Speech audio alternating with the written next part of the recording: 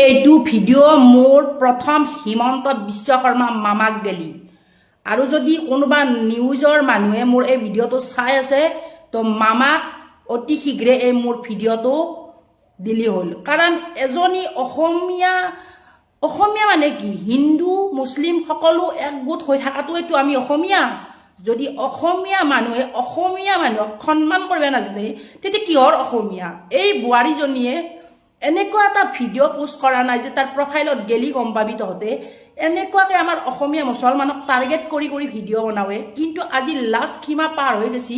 আজি আমাৰ মছজিদৰ আজানক এনেকুৱা অপমান এটা কৰিছি তো এইখিনি বস্তু তাৰমানে মনত লাগি গৈছি মানুহ মানে কি কম ভিডিঅ'টো বনাবৰ কাৰণে মোৰ সাহস নাই আপোনালোকে ভিডিঅ'টো চাওক তাৰপিছত উচিত কথা ক'লে হ'ল আজি হিন্দু ভাইসকলেও এই কমেণ্টৰ ৰিপ্লাই দিব কাৰণ আমি মুছলমান মানুহে ইমান তলত হৈ গেলো নে